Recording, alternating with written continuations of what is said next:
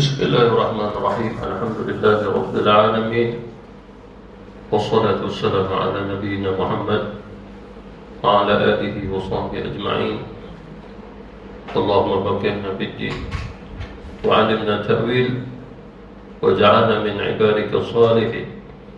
Allahumma aftah 'alaina bi futuhil 'arifin warzuqna fahman nabiyyin wa zidna 'ilman nafi'a ولسانا ذاكرا وقلبا خاشعا وعملا متقبلا ورزقا حلالا طيبا واسعا والحمد لله رب العالمين.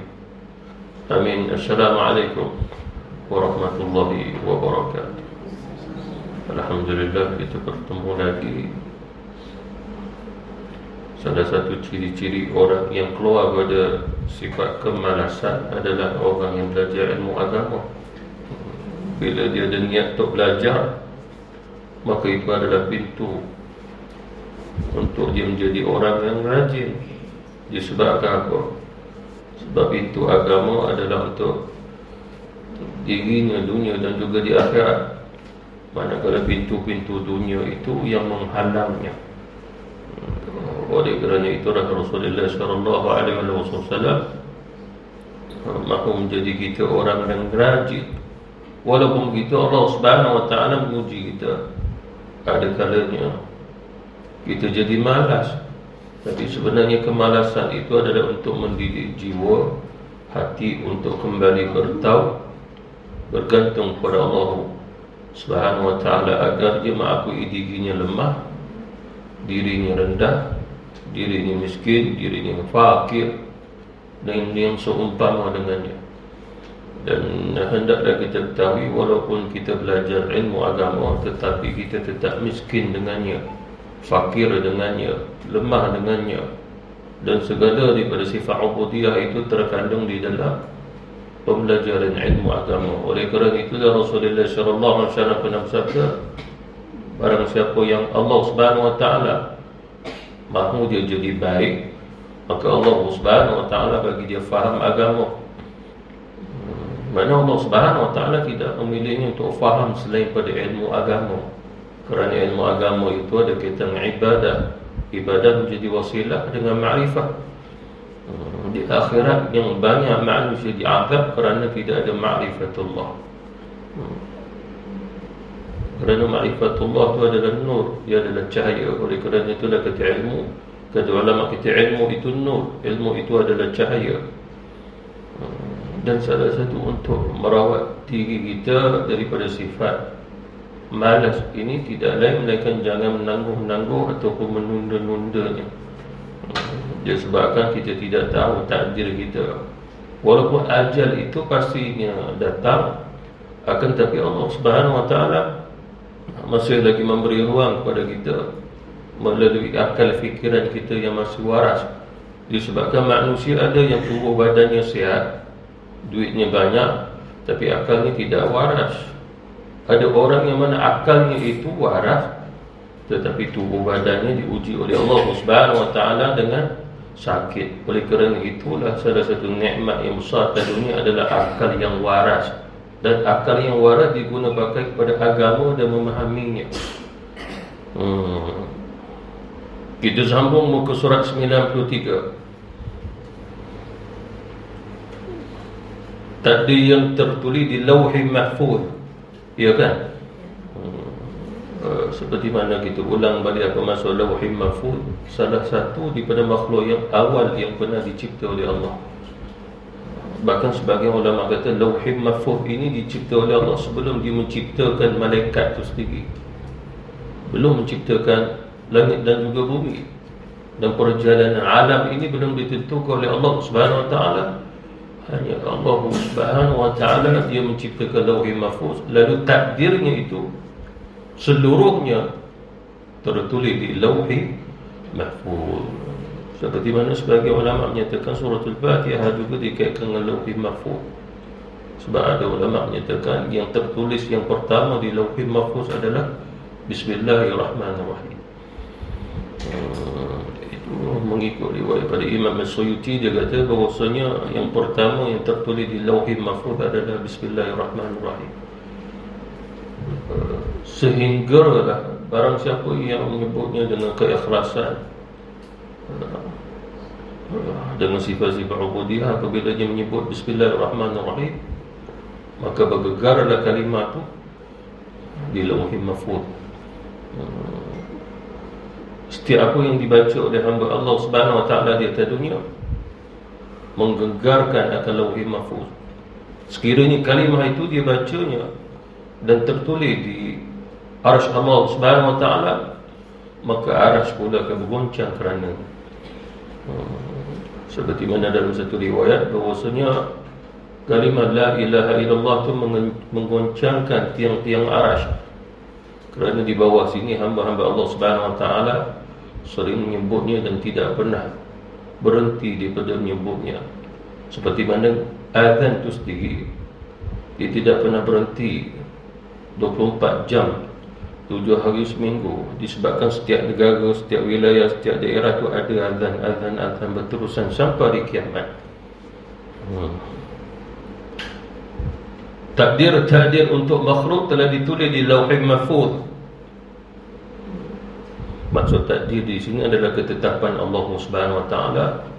Sama ada baik ataupun buruk, semua telah ditakdirkan oleh Allah. Dan hendaklah kita ketahui tidak ada takdir yang sedang ditulis, tidak ada takdir yang akan ditulis. Dia selesai. Seperti mana hadis Rasulullah, semuanya berjalan, semuanya bergerak atas takdir. Kalau Allah Subhanahu Wa Taala tidak takdirkan buatnya, maka tidak akan berlaku. Kata Rasulullah sallallahu alaihi wasallam, walaupun manusia itu diberinya al-ikhtiyarah untuk buat, tetapi Allah Subhanahu Wa Taala tidak takdirkan, maka apa yang dia lakukan tak jadi. Tetapi apabila seseorang berusaha atas apa yang telah ditakdirkan oleh Allah, bagaimana keadaan pun pasti jadi. Kaedah dia begitu. Itu yang kata ulama, mengapa kamu bekerja-kerja atas sesuatu takdir yang Allah Subhanahu Wa Taala tidak takdirkan pada kamu. Bahkan dalam hadis qudsi Allah Subhanahu Wa Taala menetapkan bahawa semua aku telah takdirkan agar dia tidak bersifat bakhil, kedekut. Jangan kita memandang bakhil kedekut ini tidak infak, tidak sedekah, tidak keluar zakat. Tapi yang dimaksudkan bakhil di sini adalah memberi manfaat atas diri dia dan orang lain. Itu maksud. Seperti mana kata Rasulullah sallallahu alaihi wasallam, Nabi kata orang yang mendengar namaku disebut lalu tidak bersawat aku, maka dia bakhil. Nabi tak kata sebab dia tidak mahu sedekah. Nabi kata dia tidak mahu berselawat aku, dia orang yang bakhil. Sedangkan di sisi Allah Subhanahu Wa Taala menetapkan kita tidak bersifat demikian, tetapi ada al-ikhtiyarah, orang yang keluar daripada sifat itu. Maknanya di sini ya tidak ada ataupun tidak, kedua-duanya telah termasuk takdir daripada Allah Subhanahu Wa Taala. Seperti mana kita ke sini, boleh saja kita niat tidak mau ke sini, pergi ke tempat lain. Maknanya kalau kita pergi ke tempat lain itu takdir, kita datang pun takdir, kerana kita ada al-ikhtiyarah. Kedua-dua perkara itu berjalan. Bahkan bukannya dua saja, mungkin tiga, mungkin empat. seseorang diberi pilihan, ada 5 tempat dia nak pergi, tapi mustahil dalam diri dia ataupun dirinya seorang boleh pergi dalam masa yang sama 5 tempat. Lalu dia perlu memilih. Tetapi daripada apa yang telah dipilih, ada satu tempat yang Allah Subhanahu Wa Taala tidak akan takdirkan dia sampai. Walaupun dia nak pergi, akhirnya dia tidak akan pernah sampai-sampai. Macam kita sendiri agaknya, kalau ditanya, agaknya lah kita ni ditakdirkan ke pergi ke Amerika Syarikat sana, pergi ke Amazon ke Laut Pasifik ke, agak-agak ditakdirkan kalau kita, diri kita ke sana. Jadi maksudnya sebahagian orang mengatakan boleh saja kalau nak pergi, cuba pergi, memang sampai, maka takdir ada. Ada orang yang begitu sebab Allah Subhanahu Wa Taala telah takdirkan buatnya. Seperti mana kata Rasulullah sallallahu alaihi wasallam, hadis qudsi, Allah Tabaraka wa Taala berfirman, nazar tidak akan mendatangkan sesuatu bagi anak Adam yang belum aku takdirkan sebelumnya. Mana seseorang itu bernazar, sebab kalau dia dapat, maka dia akan sekian-sekian. Aku bernazar kalau sekiranya aku dapat sekian-sekian, maka aku bernazar untuk sembelih lembu, buat korban, maka korban itu jatuh pada korban wajib. Akan tetapi kalau sekiranya yang diniatkan, contoh Allah Subhanahu Wa Taala tidak takdirkan untuk dia buat korban, maka dia tak akan dapat buat. Lalu bagaimana kita tahu dia tidak akan dapat buat? Tak kala mana niat itu ada, lalu Allah Subhanahu Wa Taala menahan perbuatan sehingga dia sakit. Duit yang dia niat untuk keluar korban tadi gunakan untuk merawat sakit dia dah berubah. Macam contoh seseorang nak pergi haji zaman dulu, tengok-tengok jiran tetangga sebelah ni rumah dia terbakar. Lalu di sini dia keluarkan semua daripada duit untuk dia pergi haji, dia bantu jiran sebelah sebab dia sayang jiran tu. Lebih-lebih ada anak dara dalam rumah tu kan, dia sayang, lalu dibantu. Lalu dia tak pergi haji tahun tu. Ada seorang waliullah bermimpi bahawasanya hajinya diterima oleh Allah walaupun dia tak pergi, kerana dia niat. Itu. Jadi niat tu dah sampai kepada Allah, hanya tidak sampai pada perbuatan. Maknanya takdir Allah Subhanahu Wa Taala tak takdirkan untuk dia pergi. Bukan saja contoh yang saya berikan, bahkan ramai orang tahun tu nak pergi haji, last minute tak jadi nak pergi. Begitu. Lalu kata Allah Subhanahu Wa Taala, kalau sekiranya dia bernazar nak buat sesuatu, kalau dia dapat sesuatu, tapi aku tak tetapkannya, aku tidak takdirkannya, maka dia tidak akan dapat buat dengan apa yang dinazarkan. Oleh kerana itu ada seseorang bernazar nak buat tu, nak buat ni, akhirnya tak tercapai sebab Allah tak takdirkan. Saya bernazar kalau anak saya dapat kerja yang ni, saya nak buat jamuan dekat kawan-kawan lah, contoh. Akhirnya anak dia dapat kerja, tapi tak dapat nak buat jamuan sebab apa? Dia jatuh sakit, masuk hospital, tak dapat nak buat. Ya, tidak berdosa sebab nazar dia tu betul pada syarak. Dia nak jamu orang makan, wa yut'imuna at-ta'am, maknanya satu perbuatan yang baik. Itu perbuatan yang masyru' disyariatkan bagi kita untuk memberi makan kepada orang lain. Nabi kata, Nabi pernah ditanya, ya Rasulullah, amalan apa yang baik dan Islam? Wa yut'imu at-ta'am, kamu beri makan kepada orang-orang, dan antaranya adalah kamu sebarkan salam. Lalu dia tak dapat nak beri sebab Allah Subhanahu Wa Taala tak takdirkan buat dia. Cuma pahala dia niat nak buat telah diberi oleh Allah Subhanahu Wa Taala. Oleh kerana itu dalam Islam bukan semua amal selesai maka Allah beri pahala. Ada juga niat, Allah dah bagi pahala. Rasulullah dan para sahabat nak pergi jihad, naik bukit, turun bukit. Lepas tu Nabi kata, ada di antara kita tidak bersama dengan kita, tapi dia dah dapat pahala jihad. Ya Rasul, mereka belum jihad dah dapat pahala. Ya, itulah orang berada di Madinah, mereka sakit, ada yang buta, ada yang cacat, ada juga perempuan nak pergi jihad tapi tertahan. tidak diizinkan, tapi niat mereka menyebabkan Allah ada beri pahala. Ada seorang sahabat Rasulullah nak pergi jihad, dia dah naik atas kuda dia, lalu terjatuh, meninggal dia. Lepas tu sahabat pun kata adakah ruginya sebab dia tak sempat pergi jihad. Lalu Nabi kata Allah dah beri pahala jihad kat dia. Kalau dia niat nak syahid, pahala syahid juga diberi oleh Allah. Jangan niat. Ya. Seseorang niat bernazar itu pun dah ada pahala kalau nazar dia betul pada syarat. Jangan dia menazar atas perkara yang fardu. Jangan menazar atas perkara yang haram atau makruh. Bernazar atas perkara yang harus pada syarat. Contoh saya bernazar lah, kalau saya dapat kerja, saya tak akan tinggal lagi solat fardu 5 kali. Mana nak boleh solat fardu tak ada kaitan dengan nazar. Saya kalau dapat kerja tu, saya bernazar lah, saya nak ajak beberapa orang kawan nak pergi kelab malam lah. Mana nak boleh pada syarat. Tu yang haram. Jadi nazar itu mesti sesuatu yang kita rasa boleh buat. Jangan menazar sesuatu yang kita tak boleh buat.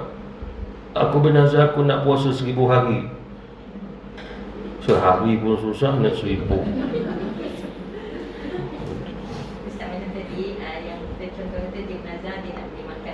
Tapi maknanya Allah takdirkan dia sakit, maknanya setelah dia sembuh, maknanya dia perlu untuk menyempurnakan nazar. Kembalilah dia dah menyempurnakan nazar. Yufuna bin nadri, mereka yang kembali menyempurnakan nazar. Jadi apa yang dinazarkan itu masih berjalan kalau dia mampu buat. Tapi kalau Allah dah uji dia sakit, kemudian dia tak mampu, maka gugurlah nazar dia. Dia kaedah dia begitu. Dan nazar boleh menjadi wasiat kalau dia mati dulu. Macam mak tadi, dia nazar, kalau aku masih hidup, aku bernazar sekian-sekian bagi tahu ke anak. Mak pun dah keluar duit nak buat nazar, mati, maka waris tadi wajib menunaikan wasiat mak buat nazar.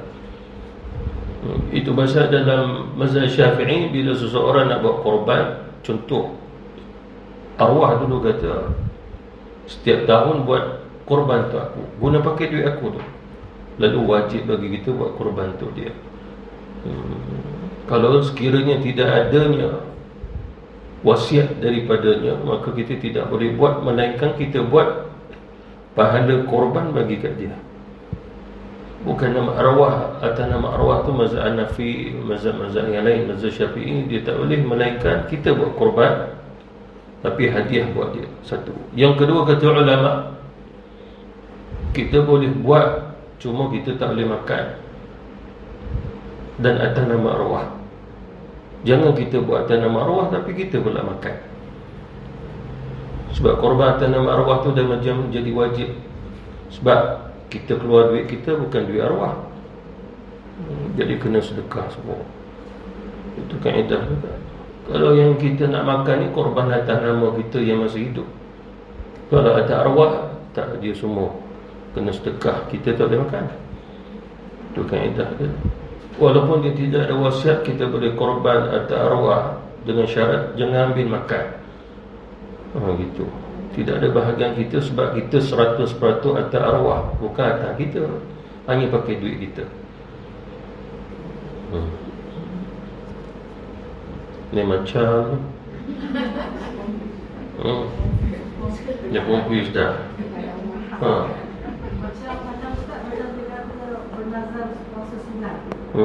Boleh. Dah nama sunat tadi, tak wajib macam mana? Maknanya kalau dia tak lakukan, tak ada apa-apa. Oh, nazar itu boleh berubah menjadi wajib, betul. Maknanya kalau dia tak buat, dia kena bayar kafarah. Kafarah pada nazar. Nazar tu kafarahnya sama juga dengan janji buat, sumpah, qasam. Hukum qasam sama dengan nazar. Dia boleh pilih lah, kalau ada hamba dia merdekakan, bagi makan, bagi pakai, pakaian yang dia pakai, makanan yang dia makan. 60 miskinan, tersesai 60 orang miskin. Kurang daripada tu. Masa bayar nazar tu ada lafaz tak? Ya, Lafaz. tak ada ini adanya. Lagi satu nazar tu nak bagi kat siapa? Kita yang buat. Kalau aku dapat, aku bernazar aku nak puasa 3 hari berturut-turut, jadi wajib dia buat tu. Kalau dia tak buat, dia kena kafarah nanti. Kafarah. Tidak, kalau dia tak buat, maka berdosa. Sebab macam dia nazar ni, dia janji dengan Allah tapi dia tak tunaikan janji. Itu yang ada kafarah.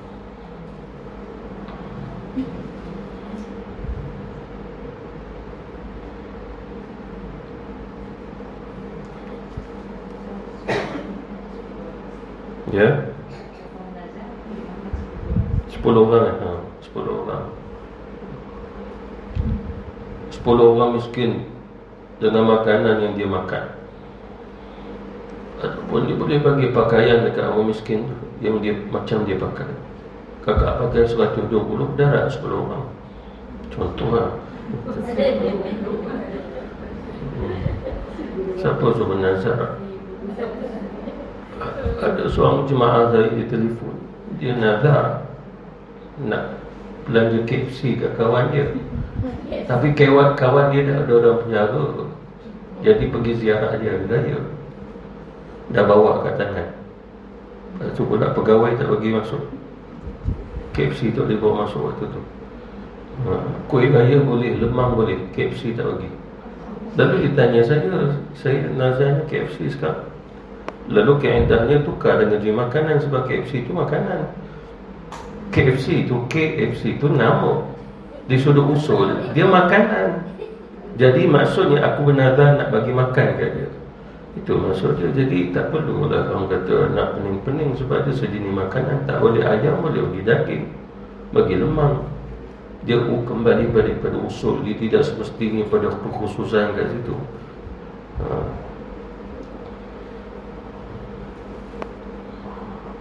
Seperti yang telah diterangkan oleh Abdullah bin Abbas radhiyallahu anhu, bahawasanya setelah Allah Subhanahu wa taala menjadikan kolam yang termakhluk, yang awal juga dicipta oleh Allah Subhanahu wa taala.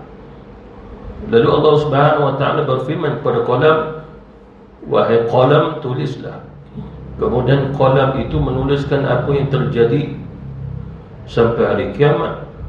Walaupun kehidupan dunia belum bermula, apatah lagi kehidupan akhirat. Jelas saya jelaskan sebelum ini bahawasanya terlebih dahulu Allah cipta akhirat, barulah dunia. Dunia ni dia lebih, akhirat ni jauh lebih luas. Seolah-olah dunia setitik daripada ciptaan takdir di tengah-tengah akhirat. Oleh kerana itulah akhirat memang telah ada. Syurga neraka telah ada sebelum Allah Subhanahu wa taala menciptakan dunia. Dan Allah Subhanahu wa taala tidak menciptakan syurga di dunia. Dia cipta akhirat, dia letak syurga, dia letak neraka.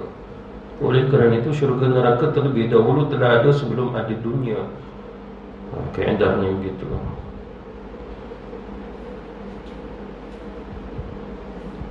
Takdir yang tertulis di Lauhul Mahfuz masih menerima perubahan. Tapi perubahan di sini hanya diketahui oleh Allah. Hanya mengapa diingatkan adanya perubahan, agar manusia masih boleh memilih dan jangan berputus asa. Seperti mana orang kafir, seolah-olah apabila dia memahami sebahagian daripada ilmu tentang takdir yang dibahaskan dalam Islam, lalu dia mengatakan mungkin Tuhan telah takdirkanku sebagai seorang kafir, maka tidak perlu aku Islam, maka salah. Dia tidak perlu berputus asa bahawasanya Allah Subhanahu wa taala takdirkan dia jadi kafir. Bahkan pertanyaan, adakah kamu boleh makan tak kalau mana ada hidangan depan kamu? Boleh. Kalau tak mau makan, boleh juga. Ini menunjukkan bahawa Islam itu agama rahmat, dia terbuka untuk kamu. Hanya kamu mahu atau tidak, itu saja. Kamu mahu ke Islam lah. Kalau tidak, maka kamu kembali, kamu atas kekafiran.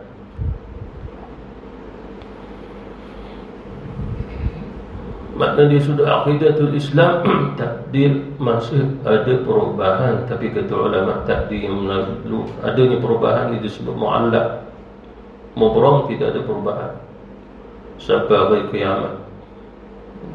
Seperti mana perkara yang telah difardukan oleh Allah tidak ada perubahan sampai hari kiamat. Oleh kerana itu pada zaman Nabi, solat pada waktu tersebut, solat pada waktu-waktu yang telah ditetapkan oleh Allah, maka tidak ada perubahan sampailah kita menemui waktu yang sama. Puasa Ramadan pada zaman Nabi tidak ada perubahan. Sampai hari ini pun kita puasa yang wajib, yang fardu pun pada bulan Ramadan. Itu di mubram, tidak ada perubahan. Begitu juga diri kita sebagai seorang laki-laki, perempuan sejak mula mak kita melahirkan kita sampai sekarang tidak ada perubahan. Itulah orang yang mengubah. Dia mengubah bagaimana keadaan pun, diri dia tetap seperti mana dia lahir. Dia ubah bagaimana sekalipun tulang rusuk dia ke, diri dia, identiti diri dia tetap dengan suatu dia dilahirkan. Dia tidak akan pernah berubah. Walaupun dia mengambil perubahan sehingga mengubah lelaki jadi perempuan, perempuan jadi lelaki, dia tidak akan dapat mengubah apa yang telah ditetapkan oleh Allah Subhanahu wa ta'ala. Kerana ada takdir tertulis di situ yang sudah, dan ada takdir yang belum putus. Takdir yang belum putus jangan kita menganggap bahawasanya seolah-olah belum selesai. Tapi kata ulama, takdir yang belum putus di sini adalah Allah Subhanahu wa ta'ala memberi pilihan dan dia mengizinkan bagi kita memilihnya. Macam puasa Ramadan, agak kita nak pilih tak bulan yang lain. Bulan Ramadan tahun ni panas, nak cari yang sejuk-sejuk sikit bulan ni. Tidak. Tetapi takdir mu'allaq itu yang belum putus, maksudnya adalah al-ikhtiyarah dibanyak oleh Allah, diberi. Lalu Allah Subhanahu wa ta'ala tetap takdirkan mengikut yang kita pilih. Seperti mana contoh, sebagai ulama kata contoh yang paling ringan, paling mudah, takdir mu'allaq ini termasuk makan dan minum, pergi ataupun tidak, keluar ataupun masuk, semua adalah termasuk daripada perkara yang mu'allaq. Makna Allah Subhanahu wa ta'ala takdirkan kita nak makan ataupun tidak, itu jadi masih di mu'allaq. Tapi bila kita pilihnya akan menjadi, apabila kita pilih untuk makan, maka Allah Subhanahu wa ta'ala tetapkan nyata ilmu dia. Dia tahu, walaupun dia belum putus, tapi dia tahu kita akan makan. Tetapi di sudut usul, segala rezeki telah ditetapkan oleh Allah Subhanahu wa ta'ala. Ada yang bersifat dengan mubram, ada yang bersifat dengan mu'allaq juga, berkaitan dengan rezeki. Kita kena tahu yang itu juga. Hanya saja yang kita perlu tahu atas usul, yakni beriman pada takdir. Akan tetapi tentang hakikatnya hanya diketahui oleh Allah Subhanahu wa ta'ala. Contoh atas diri kita sendiri, yang mana mubram, yang mana mu'allaq. Kita sendiri pun tidak tahu sama ada ajal kita mubram ke mu'allaq. Kalau ajal kita mubram, bagaimana keadaan kita berdoa, kita zikir, tidak dapat memecahkan binting takdir. Binting takdir tak akan pecah kerana doa dan zikir dan juga amal. Contoh kita doa nak panjang umur, doa kita tidak boleh mengubah takdir. Kalau Allah Subhanahu wa ta'ala dah masukkan takdir pada ajal itu mubram, doa dah, amal dah, usianya tetap pada usia pada ajal yang telah ditetapkan oleh Allah. Kecuali kalau usia kita masuk pada mu'allaq, kita berdoa kepada Allah untuk dipanjangkan usia, lalu Allah tetapkan usianya itu mengikut yang dia minta. Itu jadi mu'allaq tu yang saya sebut tadi. Allah Subhanahu wa ta'ala dia ambil pada apa yang kita nak. Cuma yang mentakdirkan, menetapkan apa yang kita nak, tetap jadi takdir juga. Kalau tak termasuk takdir, kita pun tak minta dah.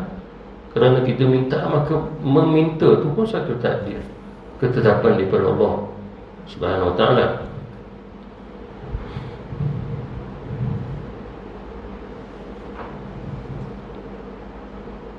Takdir ini dinamakan sebagai takdir mu'allaq. Mu'allaq ni maksudnya tergantung.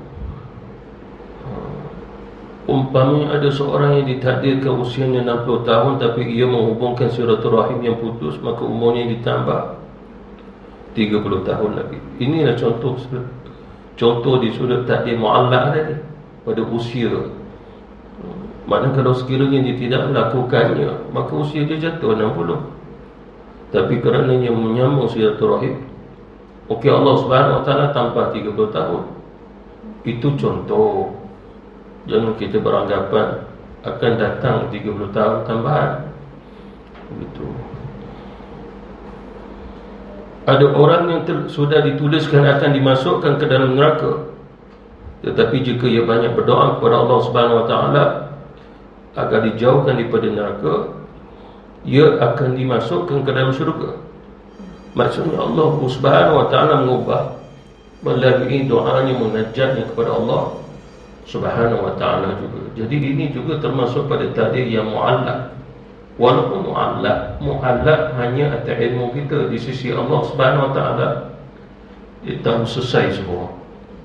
Itu yang perlu kita ketahui. Jangan kita menganggap bahawasanya Allah Subhanahu Wa Taala kalau diikut kita sekalipun, seolah-olah dia pun tak tahu kita nak ke tidak. Dia tahu bila kita nak, dia pun baru tahu kita nak. Itu kesalahan di sudut akidah Islam.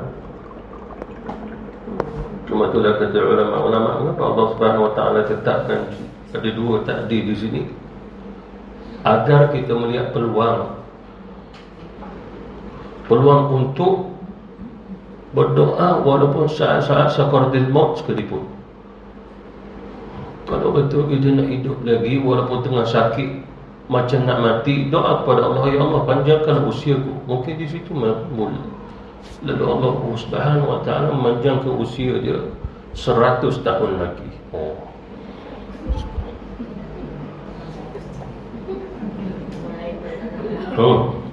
Mana tahu? Mustajab.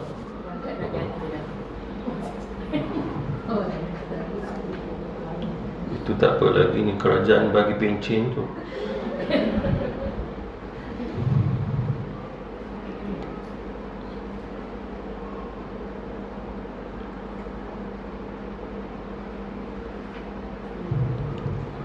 Seperti mana hadis Rasulullah sallallahu alaihi wasallam, isna'u ma badalakum fa inna qadarallahu syai'an kana. Buatlah apa yang kamu nak buat, kata Rasul. Sekiranya Allah Subhanahu Wa Taala telah mentakdirkan sesuatu kepada kamu, maka pasti dia akan berlaku. Di sini dah maksudnya Allah Subhanahu Wa Taala memberi peluang untuk niat, untuk buat sesuatu kebaikan, walaupun mungkin kita rasa macam susah nak buat, tapi niatlah dulu. Sebab niat kita pun, apabila kita niat nak buat baik, maka Allah Subhanahu Wa Taala beri pahala. Tapi kalau sekiranya memang niat kita memang dalam takdir, kerana pasti berlaku, pasti dia akan dapat juga. Sebab dah masuk pada takdir. Ada kalanya dalam riwayat, seseorang bila ditakdirkan dengan sesuatu, maka Allah Subhanahu Wa Taala membantunya untuk minta yang itu. Faham tak? Allah takdirkan dia dengan sesuatu, lalu Allah menggerakkan dirinya untuk buat sesuatu, pergi ke sesuatu tu. Contoh ilmu, kita beranggapan ilmu ni bagi orang belajar tinggi-tinggi. Tidak. Allah Subhanahu Wa Taala mentakdirkan ilmu kita seperti mana orang belajar tinggi-tinggi. Lalu Allah Subhanahu Wa Taala dah takdirkan kita akan memperolehinya dengan cara dikuatkan kita untuk usaha belajar. Akhirnya sampai juga. Seperti mana kisah para alim ulama yang terdahulu, ada yang mereka bermula belajar usia 40 tahun, 50 tahun. Ada seorang tua di Kelantan, usianya 80 tahun, dia hafal Quran 80 lebih lah. Tanya dia, mula hafal Quran dia kecil ke? Baru mula 80 tahun. Berapa tahun dia hafal? Usia 80. Macam kita ni ada peluang sebab saya tengok 45 sampai 50 je. Maksudnya apa di sini? Di Lauhul Mahfuz Allah Subhanahu Wa Taala takdirkan dia akan jadi orang yang hafal Quran. Macam orang kata umur 80 boleh ke hafal Quran. Betul. Di sisi Allah Subhanahu Wa Taala dia seorang yang hafal Quran. Lalu Allah gerakkan walaupun dalam usia tuanya tadi sehingga dia berjaya menghafalnya. Sebab itulah kata Rasulullah, Allah memudahkan jalan seseorang pada takdir dia, dan seseorang tidak akan mati melainkan yang dimudahkan pada jalan takdir tadi dah berlaku. Itu pasal kita jangan beranggapan kita tak boleh, kita tak dapat. Mungkin kita pun dipilih oleh Allah Subhanahu Wa Taala. Cuma al-ikhtiyar di sisi Allah, Allah Subhanahu Wa Taala tetapkan. Cuma ada usaha dia berjaya. Cuma kalau dia tak usaha, maka dia tidak akan dapat. Tapi di sisi Allah, Allah dah tetapkan. Dia dah tetapkan. Sama ada kita mahu ataupun tidak, itu sahaja.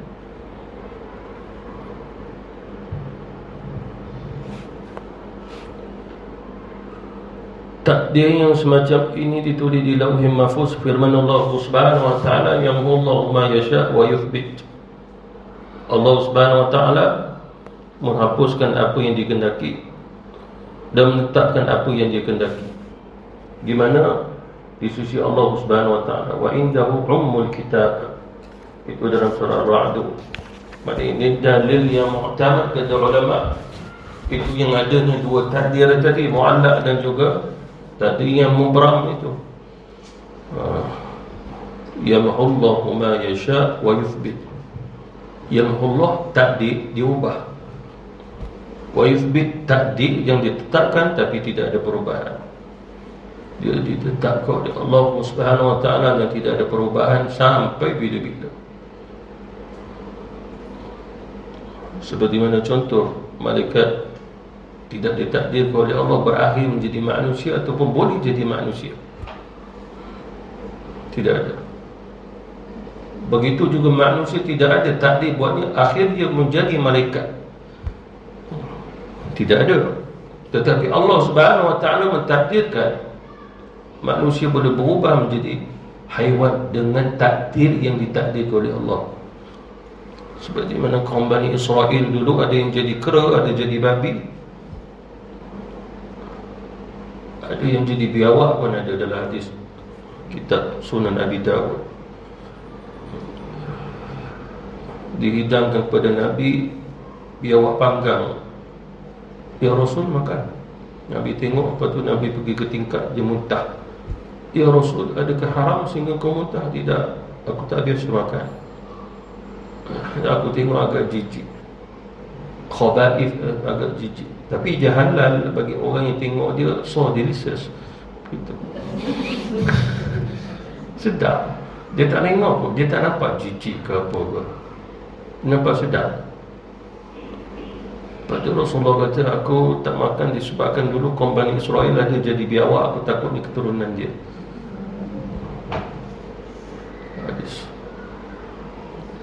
Jadi hadis itu tidak menjadi hujjah yang mu'tamad. Itu mazhab Syafi'i harus makan, mazhab Hanafi haram makan, sebagai ulama makruh makan. Syafi'i harus. Kalau dia bermazhab Syafi'i boleh jadi haram kalau dia tengok jijik. Segala yang jijik dia kena jauh, haram. Atas diri dia ada hukum yang dia jatuh atas diri dia. Itu pasal ada orang makan cacing sebab bagi dia tidak jijik. Tapi mazhab Syafi'i cacing haram, mazhab Maliki makruh. Macam singa laut, agak-agak nak makan tak? Singa laut. Tapi kalau kita ni ditakdirkan jadi macam orang Eskimo, agak makan dia tak? Makan. Mazhab Syafi'i singa laut harus makan. Mazhab Hanbali harus tapi kena sembelih. Ulat sagu harus. Selagi mana dalam pokok, dalam buah, mazhab kita harus makan. Itu pun bagi orang yang nak makan. Kalau orang tu tengok jijik, maka jangan nak makan. nanti dia muntah. Muntah tu tanda jijik. Macam Rasulullah tadi tengok agak jijik, dia pergi muntah.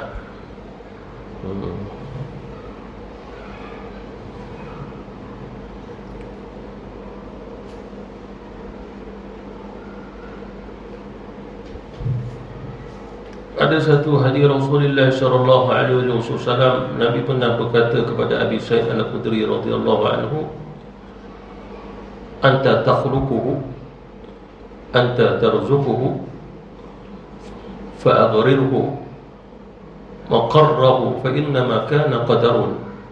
Kamukah yang menciptakan dan memberinya rezeki? Makhluk ni, kita ke yang bagi rezeki pada dia? Kita ke yang bagi makan kepada dia? Kita beri makan tu hanya sekadar zahir bahasa. Hakikatnya dah masuk takdir Allah walaupun daripada kita. Sama juga mak kita bagi kita makan, bukan mak kita pada hakikat. Hanya dia buat begitu sebab takdir Allah, dia menggerakkan dia punya takdir agar mak tadi bagi makan ke kita. Hakikatnya mak ke kita, Allah Subhanahu Wa Taala yang memberi makan. Lepas tu kata Rasulullah sallallahu alaihi wasallam, tetapkanlah ketetapannya kerana sesungguhnya itu adalah takdir yang telah ditetapkan oleh Allah. Jadi takdir, menurut tafsir Al-Qurtubi, semua takdir Allah Subhanahu Wa Taala telah tertulis di Lauhul Mahfuz, boleh dihapus oleh Allah Subhanahu Wa Taala sekiranya ia menghendaki. Hanya di sini kata ulama, mengapa berlaku juga agar kita mengetahui sesuatu yang bersifat rahsia yang ada pada Allah. Yang bersifat rahsia inilah yang jauh lebih kita teliti, diperhalusi lagi. Sebab Allah Subhanahu Wa Taala mengubah. Cuma adakah Allah Subhanahu Wa Taala mengubah dengan zaman, dengan masa? Tidak berlaku begitu. Sebab sifat Allah Subhanahu Wa Taala tidak bergerak dengan masa, tidak bergerak juga dengan zaman. Hanya seperti mana Allah Subhanahu Wa Taala menurunkan hujan, takdir turunnya hujan sampai kiamat dah ada di Lauhul Mahfuz. Cuma Allah Subhanahu Wa Taala boleh mengubah sesuatu yang ditahan, hujan tak turun, dia berkuasa untuk turunkannya. Mengapa di sini ada perubahan? Kembali daripada sifat masyiah, kehendak Allah Subhanahu Wa Taala. Kehendak dia. Walaupun kita tahu orang yang tidak solat mungkin diazab dalam neraka, tapi kata Nabi, yaghfiru liman yasha. Sekiranya Allah Subhanahu Wa Taala nak ampunkan dia, maka dia akan diberikan ampunan. Seseorang yang telah sedang berada dalam neraka diazab, Allah Subhanahu Wa Taala panggil dia seseorang. Mengapa Allah tanya? Ya Allah, hamba-Ku sahabat-Ku diazab, sedangkan di atas dunia kami bersahabat baik, ya Allah. Aku mengasihinya. Lalu Allah Subhanahu Wa Taala berfirman, aku lebih jauh mengasihi hamba-Ku, maka keluarkan dia. Allah Subhanahu Wa Taala beritahu pada kawan tadi, hamba dia itu teman kamu, bawa keluar pada neraka, ikut kamu ke syurga. Apa maksud di sini? Allah Subhanahu Wa Taala mengubahnya. Kemungkinan dia diazab dengan satu masa, tapi disebabkan sahabat tadi mohon kepada Allah, maka dia tidak diazab sampai pada tempoh dia. Itu yang Rasulullah sallallahu alaihi wasallam, Nabi tidak akan berada dalam keadaan merasa nikmat yang besar dalam syurga selagi mana dia dengar ada lagi di antara umatnya berada dalam neraka. Bagi orang kafir memang tertutup atas syafaat Nabi. Ini bagi umat Rasulullah yang mati Islam cuma tersiksa. Lalu Allah Subhanahu Wa Taala menerima syafaat Nabi, belum sampai tempohnya lalu dibawa keluar. Ini salah satu contoh yang Allahu ma yasha. Dia sudah akidah mengubahnya takdir di sini dunia sampai ke akhirat. Sebab akhirat itu dikaitkan dengan neraka juga. Allah mengubah, belum sampai tempohnya Allah Subhanahu Wa Taala mengubah, lalu dia pun masuk ke hamba tadi ke dalam syurga. Mana tempoh tadi telah diubah oleh Allah. Itulah salah satu contoh tentang takdir yang diubah oleh Allah Subhanahu wa ta'ala. Jadi jangan kita nampak takdir ni sekadar di dunia, di akhirat pun berlaku perubahan pada takdir tadi berlaku.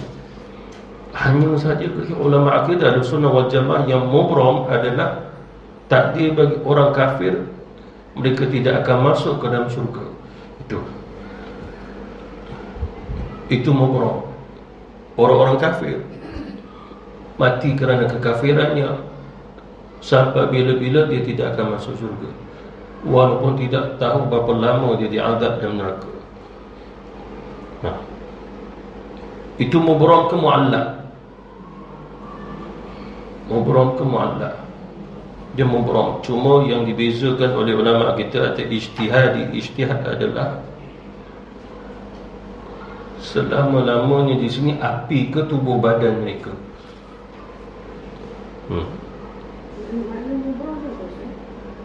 Tidak ada perubahan pada takdir.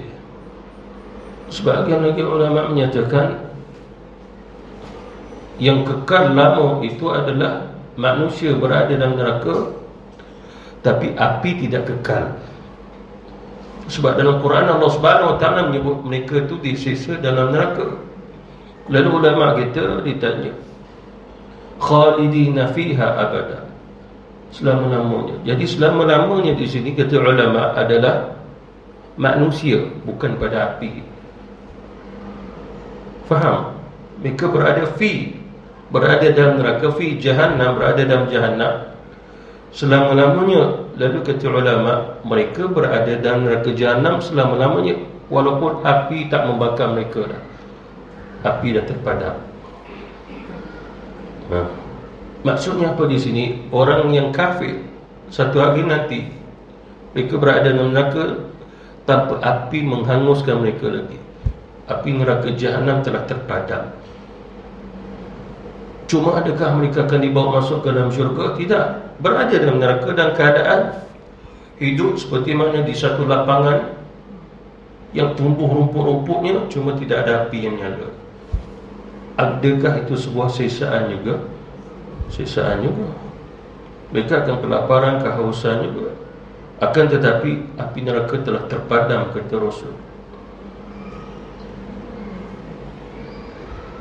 Ada di antara umat baginda Rasulullah telah diberi kasyaf. Imam Muhyiddin Ibn Arabi, antara ulama Usah wali Usah, dia guna pakai kasyaf dia tentang neraka ni. Ahli neraka satu hari nanti masuk syurga tak kalau dikafir? Tidak ada. Melainkan duduk dalam neraka, cuma tidak ada apinya menyala lagi. Dalam hadis Rasulullah, sesungguhnya api neraka jahanam akan terpadam satu hari. Lalu dalam neraka yang tinggal seperti mana rumput-rumput yang tumbuh. Pintunya pula seperti mana ditiup angin atas bawah. Dia bukan pintu gini, dia pintu satu riwayat lagi kata guru saya, Allah Subhanahu wa ta'ala mengakhirkan ahli neraka menjadi tanah bersemadi dalam neraka jahanam. Selesai, zero, tidak ada kehidupan. Sebab dulu mereka nak jadi tanah, cuma Allah bagi tanah dalam neraka. Ya laitani kuntu turaba, alangkah baiknya aku jadi tanah. Ya, Allah jadikan mereka tanah, cuma tanah berada dalam neraka. Selesai. Sebab dalam satu riwayat kata Rasulullah, neraka jahanam satu hari nanti kosong tanpa penduduknya. Ya, tidak ada pengusaha lagi. Kosong tanpa penghuni. Riwayat yang lain. Itu yang kata ulama, itu yang sesuatu ijtihad. Ijtihad di mana ulama kita berusaha memahami kemungkinan hadis ni adalah penghuninya mungkin telah dihapuskan oleh Allah, tidak menjadi tanah. Macam debu yang berterbangan, lepas tu tak tahu gimana, seperti mana asap, lepas tu dia dah hilang. Atas kuasa Allah. Sebagai ulama kata Allah Subhanahu wa ta'ala menjadikan mereka menjadi tanah dalam api, dalam neraka jahanam. Jadi tanah saja. Tidak ada sesaan. Cuma tidak ada di antara mereka yang kafir akan masuk syurga, walaupun setelah 1 juta tahun mereka diazab sekalipun. Itu sahaja. Jangan tiba-tiba kita kata nanti Firaun pun masuk syurga lepas 4,000 tahun disiksa. Tidak, dia tak akan masuk syurga. Kalau berlaku gitu, seolah-olah tak nampak keadilan Allah. Itu bagi orang kafir, Ustaz. Ya, Kalau bagi kita yang Islam, Ustaz, semua akan masuk syurga. lepas dihisab dengan neraka, Ya, kita kembali masuk. seluruh, kata Rasulullah, semua orang yang mati ada iman walaupun sebesar zarrah. Iman, orang yang ada iman walaupun sebesar zarrah di Islam. Iman yang dia dikaitkan pada Islam, dia tidak ada pada orang kafir. Sebesar zarrah ni saja kita tak tahu nak kaitkan besar mana sebesar zarrah iman dia. Itu kita tak boleh nak membayangkan iman seseorang yang sebesar zarrah, tapi dia Islam, lalu dia akan masuk syurga, tapi dia azab terlebih dahulu.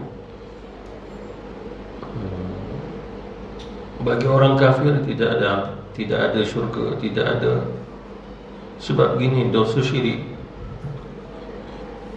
tidak menyebabkan gugur dosa. Seorang kafir di atas dunia, dia tidak solat kerana kekafirannya. Lalu kata ulama, setiap waktu adanya azab buat mereka. Sebab Allah berfirman, "Wa ma khalaqatul jinna wal insa illa liya'budun." Illa liya'budun itu ibadah termasuk solat. Itu yang kata ulama akidah kita. Orang-orang kafir ditambah dengan satu lagi azab kerana meninggalkan syariat. Dia tak puasa, dia sepatutnya puasa, sepatutnya dia sembah Allah, lalu dia disiksa. Selain pada siksaan yang kekal adalah syirik. Lalu contoh hari itu, mungkin dia hidup atas dunia 60 tahun sebagai kafir yang tak solat, lalu dia siksa dengan tak tahu berapa puluh ribu tahun sebab tak solat selesai, tak puasa Ramadan maka selesai, dan kewajipan yang lain. Tetapi api tetap membakarnya kerana yang tinggal dosa syirik tak boleh padam. Itu yang kekal tu. Macam orang Islam pula, kerana dia tak solat, lalu Allah Subhanahu Wa Taala azab dia. Selesai dah selesai. Azab tadi disebabkan tak solat. Bila dah selesai, dia akan dibawa masuk ke dalam syurga. Bila dia masuk syurga, orang akan tengok muka dia, orang tahu dia disiksa kerana dia tidak solat atas dunia dulu. Dan orang boleh tahu daripada neraka disebabkan di dahinya masih tertulis Jahannam. Api neraka bila membakar penulis di dahi ahli Jahannam. Itu pasal dia bakar. Tapi bila masuk syurga, ada lagi datang Nabi-Nabi yang memandangnya, tertulis oleh ahli Jannah, ahli syurga. Nah, perkara ini kita tidak boleh membayangkan. Seperti mana orang buat filem, tak boleh dibayangkan. Itu pasal orang Melayu kita mana berani nak buat filem akhirat. Filem tentang padang mahsyar ke. Sebab dia semuanya sam'iyat, anda boleh dengar, membayangkannya tak jadi. Di sana bukan ada peristiwa yang boleh digambarkan selagi mana di atas dunia. Tidak boleh, sebab kerana di sana tu dia semuanya akbar, dia sangat besar, sangat hebat.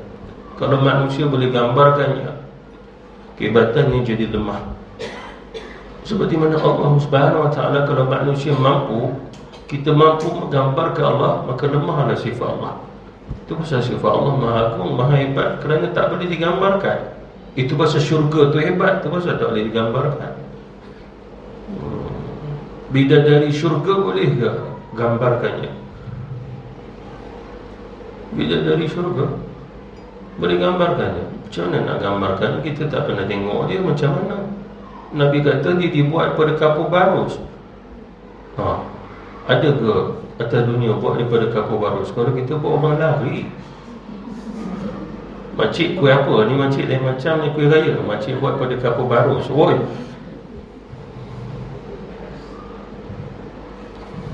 Tapi betul Rasulullah, Allah buat daripada kapur barus syurga. Kita atas dunia pegang kapur barus 5 minit ke seminit, seminggu tak hilang lagi kat tangan. Lalu kalau sekiranya di syurga sana bidadari ini dibuat pada kapur barut, agak hilang keharuman dia. Agak hilang. Makcik-makcik pun kalau masuk syurga mana hilang haruman tu. Semua penduduk syurga wangi belaka. Kata Rasulullah, sekiranya haruman itu dibau, dicium oleh ahli syurga, ahli syurga semua akan gila kerananya. Terlalu harum. Sekiranya ahli syurga melihat tapak tangan yang bidadari, maka laki-laki di dunia akan gila kerananya. Itu. Kita pun tak tahu maksud istilah gila itu macam mana. Maksud mungkin tak boleh buat kerja, menunggu-nunggu tapak tangan di langit. Tapak tangan orang rumah,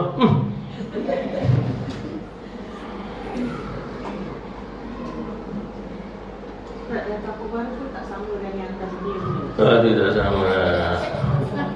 Nama tu ada betul, sama sebutan. Seperti mana mix kasturi ada di atas dunia, buah-buahan di dunia ini ada sebahagian di dalam syurga. Diri kita pun tak sama.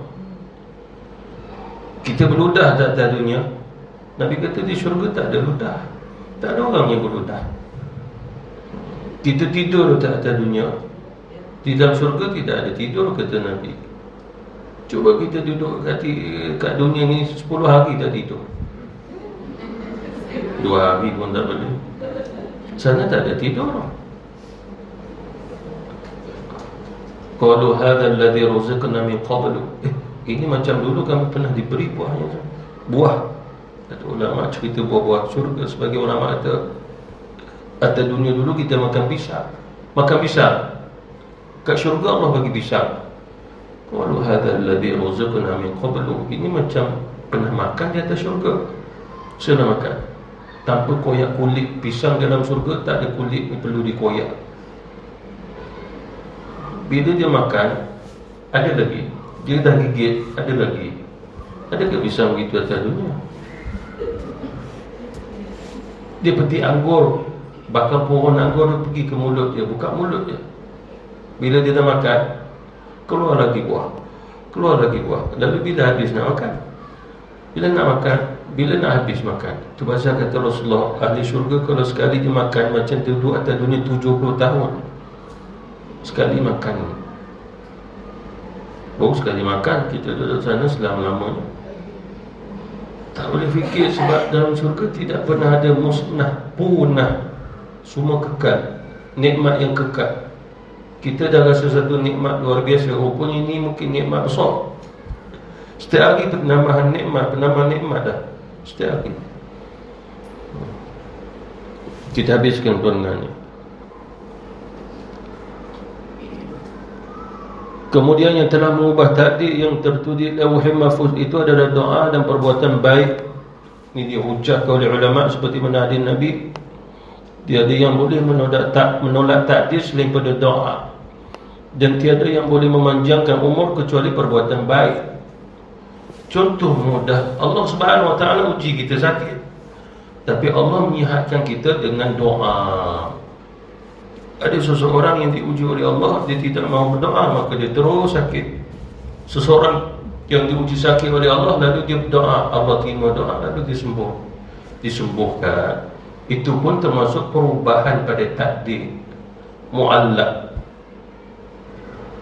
Contoh, kita lapar, kita makan tapi rasa lapar lagi, lalu kita berdoa, ya Allah janganlah kau kenyangkan aku.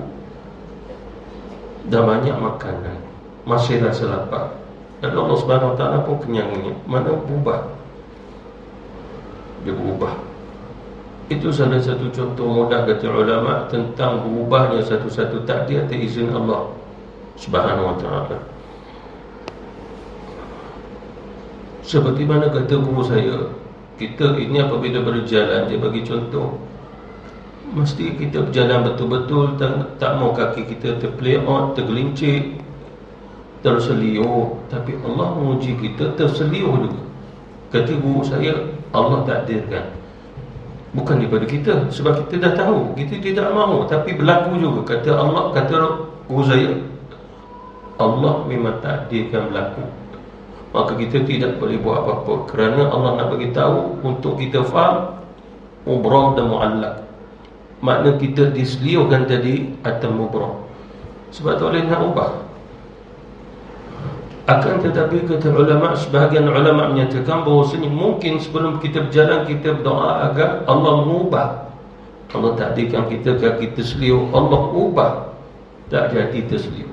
Maka berdoa, maka dengan doa bagi kita, maka Allah Subhanahu Wa Taala pun terima. Itu pun contoh kalau sekiranya takdir itu menjadi muallaq. Itu pasal kita tidak tahu sebenarnya bukan semua takdir mubram muallaq kita boleh pastikan mu'tamad itu mubram, ini muallaq. Tidak sebenarnya. Sebab Rasulullah hanya mengajar kita untuk kita beriman takdir pasti berlaku, baik atau buruk, itu saja. Tapi yang mana satu yang mubram muallaq atas rahsia Allah Subhanahu Wa Taala, kecuali yang telah diberitahu, macam solat, macam puasa, itu mubram. Malaikat takkan berubah menjadi manusia selama-lamanya. Seperti mana mustahil manusia boleh berubah menjadi haiwan selama-lamanya, kecuali atas cerita Bani Israel saja. Itu cerita pada zaman Bani Israel, kemudian tidak berlaku lagi kemudiannya.